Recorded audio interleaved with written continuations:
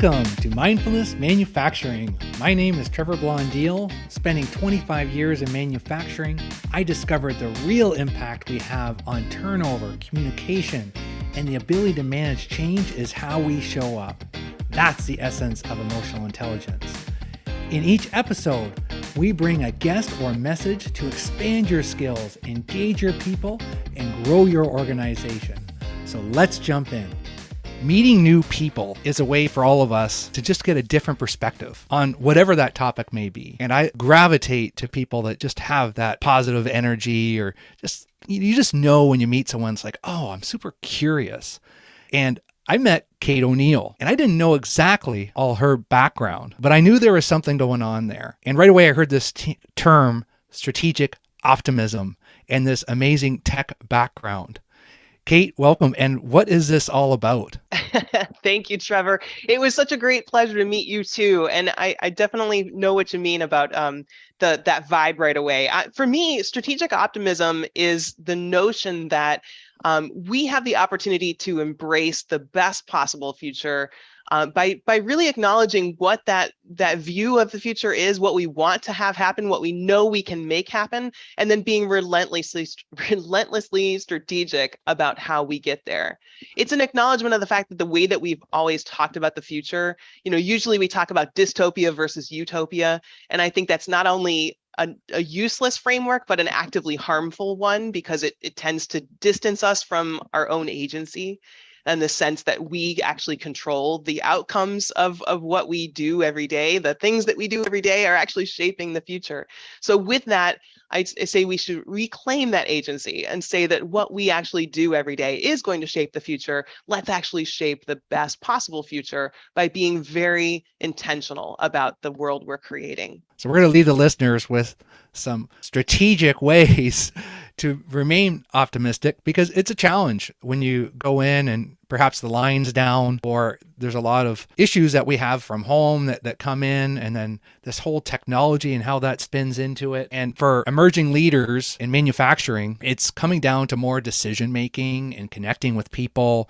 I have a technology expert here. And so how does this emergence of tech tie into the strategic and optimism to, hey, I'm just a leader in manufacturing and I want to progress my career and I want to have a greater impact on my organization?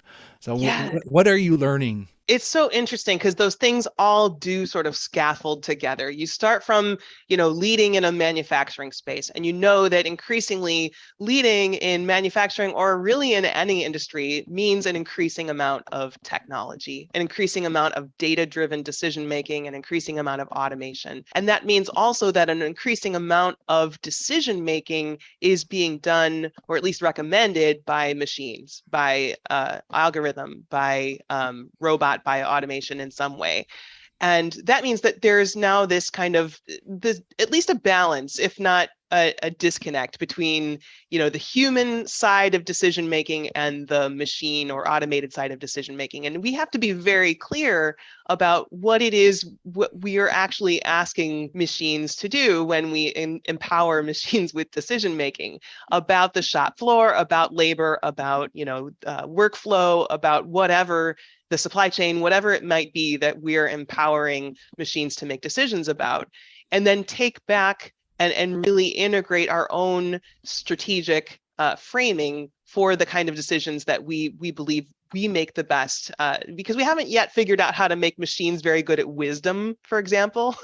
So, or at having good judgment in situations that have kind of exceptions around them. We haven't been able to figure out how to make machines recognize when things are, not functioning like normal. Like there's an example that I got a little bit from Christopher Mims, who's the tech journalist for the Wall Street Journal and the author of Arriving Today. I interviewed him on my own show, the Tech Humanist Show. And he talked about in that book about the Amazon distribution centers and how, there's still a lot of human roles in those distribution centers, even though there's an incredible amount of automation. And the humans are, unpacking boxes and then packing and, sort of doing this unbox, rebox sort of function very, very quickly. And they're being measured, very precisely by sensors and algorithms. So let's say that you took a box and you're supposed to unpack it in 7.6 seconds, let's say. Mm-hmm. But you're supposed to follow all the safety procedures. But then Joe over at his station isn't following all the safety procedures, and he manages to unbox his in 7 seconds and keeps doing it in 7 seconds. And now all of a sudden, over time, that 7.67 starts to creep down to 7.5 seconds, 7.4 seconds. But everyone is still being expected to follow this metric. And it doesn't take into consideration all of the safety protocols that we know are supposed to be there. And the machines don't necessarily know that. So who's going to be the human sage, the sort of human supervisor who has that wisdom, who has that insight to be able to come and recognize that, safety protocols aren't being followed, people need to be protected, that we need to be thinking integratively and holistically about how all these things fit together. That's a great story because, we can all relate to cycle time. Mm-hmm. And it gets very dehumanized at times when it's just, hey, it's the and on, and you can see the light goes off if we don't make that cycle time. But if we aren't having those conversations, then yeah, there's a standard work in place to make sure that we're safe. It takes a little bit of wisdom, or at minimum, deeper conversation of, okay, so why are these times different? Why are we going in that direction? And as that technology emerges, so what are you seeing, Kate, in the companies like Amazon or any other of those manufacturers or those types of environments, and how are they doing to keep that optimism of they're just going to keep hammering us on the cycle times, and then that creates some negativity. So how do you keep that optimism up? Yeah, so I think that the trick is to, I've coined the term human-centric digital transformation. I think it's really important that as we think about bringing more and more technology and automation into any process, whether it's manufacturing, whether it's knowledge work, whether it's, wherever across any part of labor, across any part of business, that is, we think about making something increasingly reliant on the data that connects different parts of the system, that we're also thinking about the humans that are part of making those processes happen. And importantly, the humans who are on the other side of the transaction, who are going to be the consumers or users or recipients of that good or service. So really thinking humanistically about the experience, both on the labor side or the creator side and on the consumer side, is a really, really sure way to ground the way we think about this and make sure that we are thinking about the protection and the safety of people who are in those workplaces. We are thinking about making sure that we're delivering quality product and on time to the people who are on the other side. But that all of those considerations are important, and they become more easier to consider than the 7.6 and 7.2 seconds, right? Like that, those kinds of things. I think it's really easy for data to become obsessive for us to see numbers and, metrics and start making all of our decisions based on 7.6 seconds, 7.5 seconds, instead of thinking about the human functions that are adding value and nuance to the processes that we're actually running. And I think once we lose sight of that, we lose sight of a lot of really interesting insights. So with your permission, Trevor, I'd love to talk about this decision model that I've introduced in a lot of my work, if that seems like it would be relevant to your listeners. It would. And I'm just thinking back, I'm always curious, and I'd love to hear back from the listeners, because there's a wide array of listeners in manufacturing plants. I mean, 10 years ago, we started what we called was the rhythm analysis on a large assembly line. And it basically gave us data on where are we losing our time, where are we overcycle particular stations. And then we would debrief that with a leadership group, and then we'd bring the whole team into that, and we talk to that operator. What's crazy is 2022, and there's still other manufacturing plants that where and Diana, my partner in Operations Kickstart, she's out at different plants, and she'll go into a different plant, and she calls it "Where's Waldo?" Because there's no data there's no technology to understand where the problem is, and basically you just got to find out and walk around where is that downtime. So I can see how do we bring up North America manufacturing to that place that we can have we can have the technology and then just enhance those conversations. So Yeah. what's a model that we can use here, Kate? Yeah, it's really funny that you talk about the rhythm and the shop floor cycles and the managing that workflow. I had one of the earliest jobs in my career was coincidentally, I was working for a software company that was doing advanced planning and scheduling software for discrete complex manufacturers. And we were based on theory of constraints, so the drum buffer rope methodology. And we did that work in concert with an awful lot of manufacturing clients, with other partners. And I learned an awful lot about the different types of shop floors and the different types of workflow, work in progress in front of different centers and stuff like that. What I also learned, though, that was so interesting about that is that many of those real complex problems that take place in real time in physical form for manufacturers are very much a metaphor for what happens with every other kind of decision and every kind of project. So the ideas, the metaphors, and things that aren't metaphors in the manufacturing environment, like work in progress, is like very much a real thing, right? But in a sort of software project or in a more sort of abstract knowledge project, it is more of a concept, a metaphor for something that's piling up in front of a process. But it still pertains, and it's still interesting to be able to have those insights from the manufacturing environment that carry over into other types of decision making, other types of leadership. And so, that's informed a lot of my work as I've become more over the years, more focused on strategy and insights. And what I've learned from that is this realization that we think often that the way we learn things is by asking questions and then finding answers to those questions. Yeah. In actuality, what tends to happen is that here's a couple different ways that we accrue things. One is that we get a bunch of data. Data is really just partial answers that we don't know the questions for in many cases. So we're often looking at data, and that data is providing us a bunch of information that we don't really know how that question was asked, what the considerations were of how that question was asked, and so on. So we don't really have the full framework of the question and answer model. Hold on. All the engineers are saying, just trust the data. Right. But that's the thing, is that the data is modeled based on someone's input. And so increasingly, as we think about leadership in any environment, one of the roles of leadership is to determine what the models are for the data. How are we going to determine what is a relevant way to model our environment? What do we want to measure? What is important? And how are we going to get that modeling back in the form of insights and information? So to ask a good question leads usually to a series of partial answers. And once you get a series of partial answers, you can kind of hold them up next to one another and examine them for where there might be some kind of commonality between these answers, or where the tension is between them. And that can often tell you where there's an insight. And an insight is far more useful than any partial answer that you might have gotten from a simple question and answer process. Once you have that insight, you can begin to use it to look at what is a timely approach that's going to be right for right now. How can you take that insight and apply it to right now?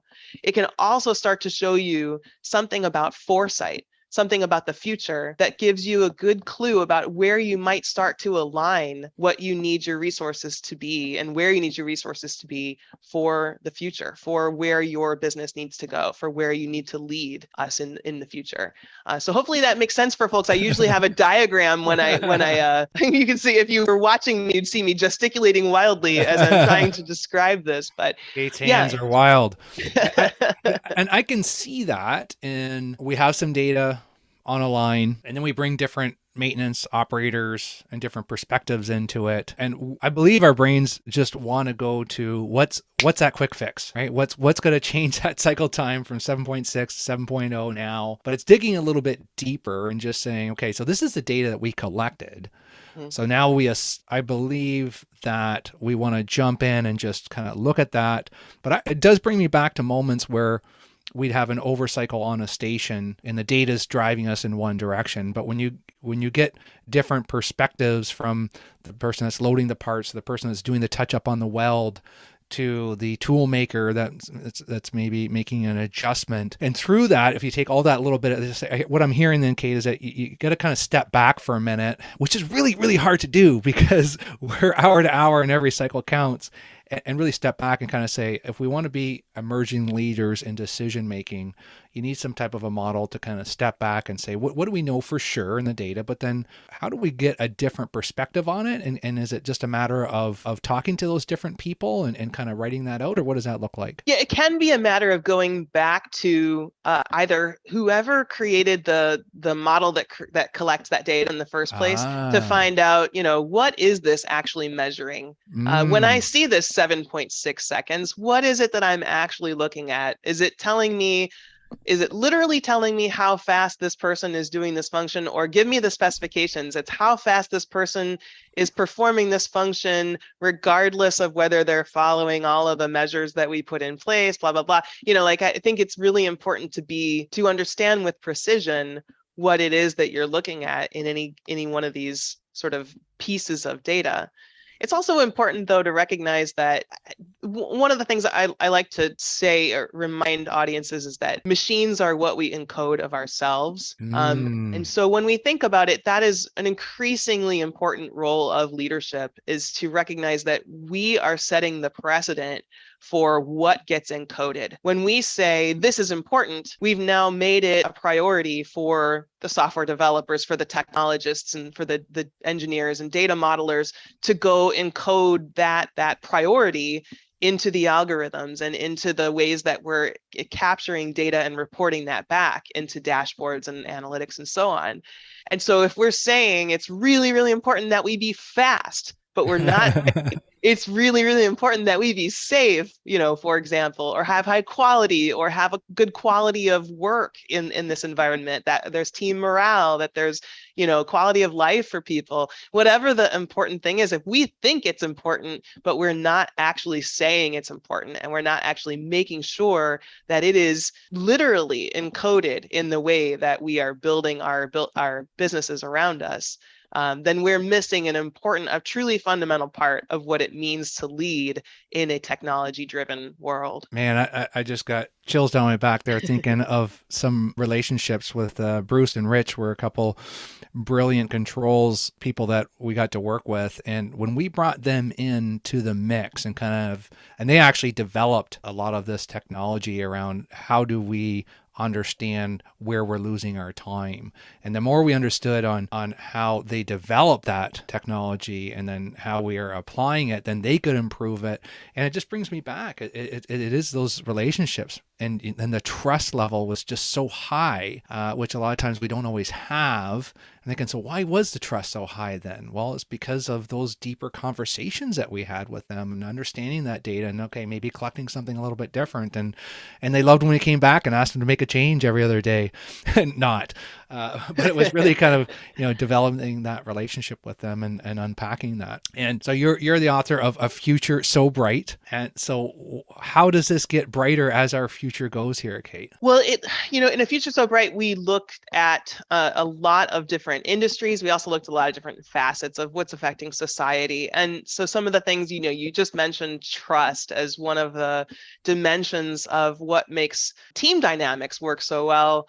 But also we have to think about trust as it relates to society, or trust as it relates to social technology, social platforms, and the ways that we have and don't have trust in our framework of society around us, thinking about the government, thinking about media, thinking about NGOs, and so on. And that's actually a pretty important piece too, I think, of developing the right leadership for this moment and how we lead into the future, is recognizing that increasingly corporations hold an incredible amount of public trust. It's something that, I don't know if you're familiar with Edelman Trust Barometer, but Edelman PR firm has been doing a report yearly for the last 20 some years. And in the last 2 years, 2021 and 2022, has been the first 2 years in the entire run that they've done this report, when they're looking at public trust across 4 different types of institutions: corporations, NGOs, government, and media. And the first time that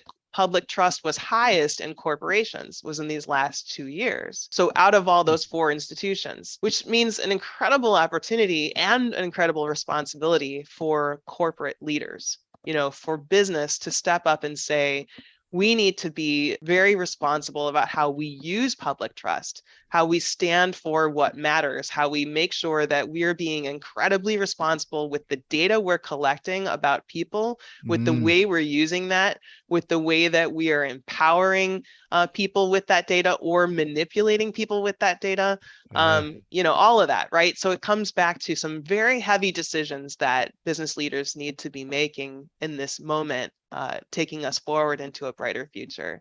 Yeah, so it's a matter of spending more time having just open conversations of, hey, we are collecting this data, sharing that in town hall meetings, answering those questions, creating that transparency. I can't think of any plants that I've been in that are sharing more information and having less optimism, because it's kind of like there's going to be problems, and to keep it in the boardroom makes no sense. Yeah. Right? Yeah. And we're not going to get solutions by doing that. So I think that's definitely for the listeners out there, wherever plant you're at, is asking that question, right? What's the risk of sharing that information, or how do we get, because we talk about the problem in manufacturing, we're trying to solve this disconnect.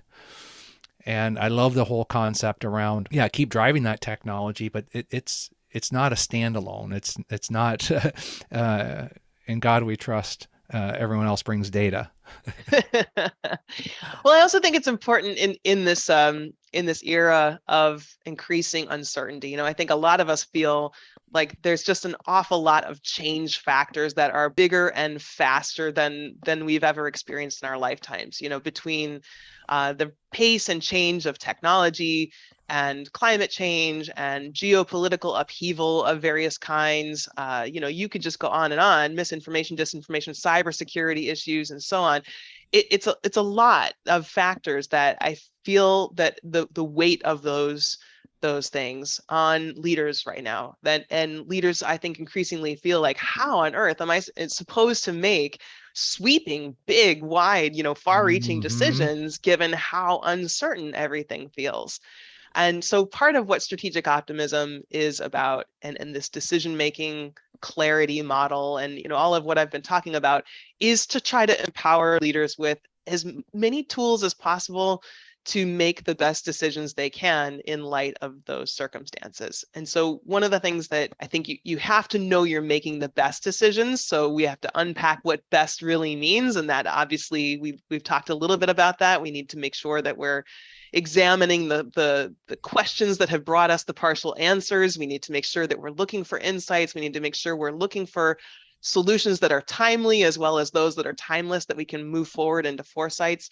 We also have to make sure that we understand the data that we have. We have the best data available to us, and that we understand what it is. And I think the most important piece that I haven't talked about yet, that we've sort of alluded to, is we really need to make sure that we're aligned with history the way we want to be, that we're making decisions, that we're making decisions from the context of, how are we going to feel? How is the world going to feel about this decision 10, 20, 50, maybe 100 years from now? And that isn't always the easiest thing to do in a leadership role, because we have the board breathing down our neck. We have constituents that are asking us for, change today, and, quarterly returns and things like that. But I think that we still need to be able to remind ourselves to step back and take that wider view. We will never make the brighter future that we really want to achieve happen without taking that longer view of history and really trying to place ourselves in history. So aligning ourselves with history doesn't necessarily mean looking backward, although looking backward is, an important context for where we are today.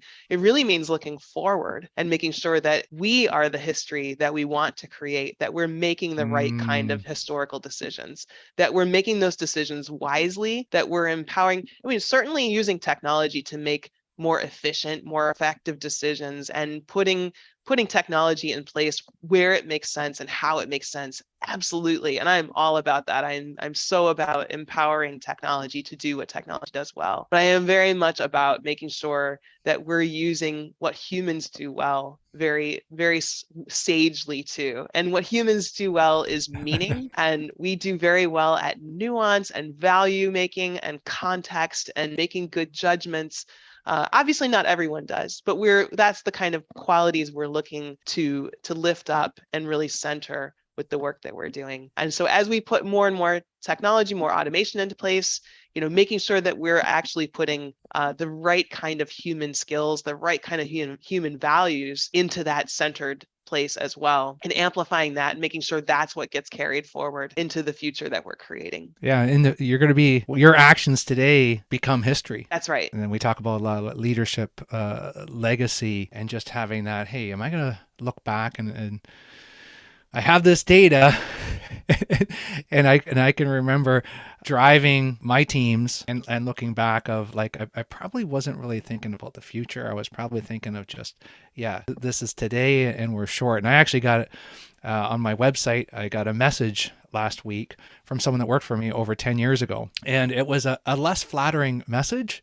And I'm going to print it out and I'm going to keep it because it's like, wow, this person was disappointed in me over 10 years ago. And it's a good reminder of looking back at what history are we creating? What are we looking at? What are those past decisions? And when you look back through manufacturing leadership and different transitions, there's always going to be that point of, man, that person could just, was strategic and smart, could look at the data, could look at the, pushed our technology, but at the same time, he connected all of us, or she connected all of us. And that to me was a humbling moment of like, yeah, you didn't always get it right. And I probably still don't get it right sometimes today, but I know we're going to hit that green more often if we're having conversations with people like Kate, and just learning and expanding and saying, okay, this is how I'm approaching. You're driving into work, you're driving to the plant today, but what's that approach that you take a little bit different? Maybe you ask a little bit more about that technology. So the one side question with a tech expert like you, Kate, that I have that I'm always curious on is that social media aspect. And in manufacturing, a lot of people don't follow that social media as much. I find that LinkedIn is probably used a little bit more.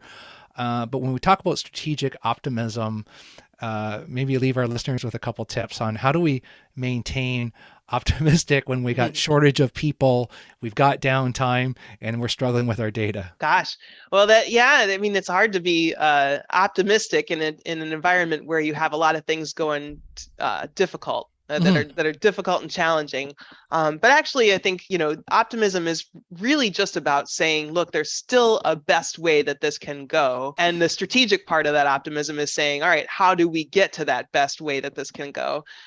So with social media in particular, as you ask about, how that pertains to these issues, one of the things that is challenging right now, it is part of the uncertainty of the environment we're in, is that, people do live in their own kind of, as Eli Parrott called them, filter bubbles.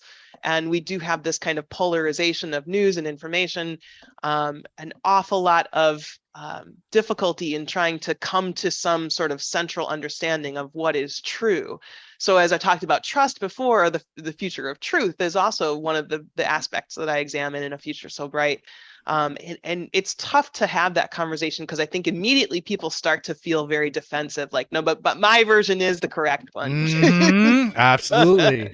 And I think that's where we need to learn to accept that the truth, even though it's usually seen as a matter of opinion, there are some ways to get closer to the truth. And some techniques are to think about multiple sources of information, trying to triangulate around, what an issue is and looking at it from multiple angles, trying to find common ground. It's important to know that social media is it is a set of tools that are engineered for engagement and to co-opt people's attention. So as much as we may enjoy social media, and I do, absolutely, I spend an awful lot of time on Twitter. I can tell you that there have been studies, one in particular from MIT, that showed that fake news traveled much faster on Twitter than the corrected version ever did, that it reached audiences much faster than the corrected version ever did. And so we need to know that, just as a matter of fact, going into social media, that it is an engine for the amplification of whatever is scandalous, interesting, usually false, and just know that about it. It is an engine for the amplification of misinformation. We have to go in prepared to sort through and be very savvy about how we consume that information. So the quest for truth is an incredibly important one. It's more important than ever in this era of fake news and information. But I think we just all need to be really careful about the sources we trust and be aware of our own biases. And that's the way we're going to be able to look for and hopefully find some truth. That helps me. Thanks, Kate. Because it does. Because I just I'm not on social media all the time, and I believe sometimes I struggle getting on it. And maybe it's just my mindset of knowing that, hey, Trevor, you need to filter through and realize that, hey, because sometimes you will read something and then later, through the thread, you see, well, that was actually recorded here, but the visual's there and the context is all messed up. And here I'm kind of getting triggered off this. So I'm going to walk away with that, Kate. I'm going to think about that when I go through my LinkedIn or my Twitter feed today. So what's the last message that you have for the future of manufacturing, Kate, and technology? I think it's such an incredible moment that manufacturing is in, that looking at how we use technology to empower what we can do to be more effective, be more efficient, to grow, to have greater output. I think it's going to be incredible, the leaders who embrace this opportunity to really center the human capability and what we bring to the table, while we're also empowering manufacturing, the whole industrial arm, with robotic technology, with robotic process automation, with intelligent automation. There are so many incredible opportunities to accelerate and empower what's happening in the manufacturing environment.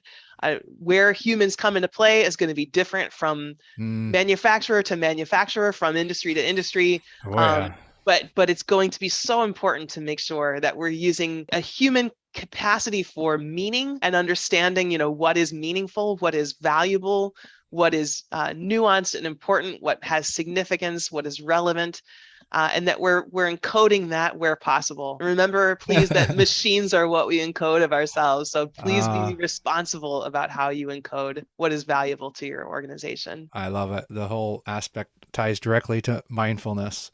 And we'll leave links in the show notes, but best way for listeners to learn more on this, Kate? Well, my website is koinsights.com, and I am on Twitter, as I mentioned, pretty actively at Kate O. Also, you can find me on LinkedIn or find my books on Amazon or just about anywhere else. All right. Well, I am following, and thanks so much for coming on, Kate. Thank you.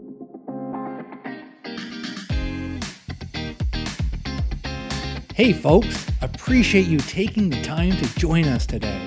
If you enjoyed this episode, share it with someone. Haven't subscribed yet? Do it now. Remember, if you want results, the key is increasing your awareness of how you show up.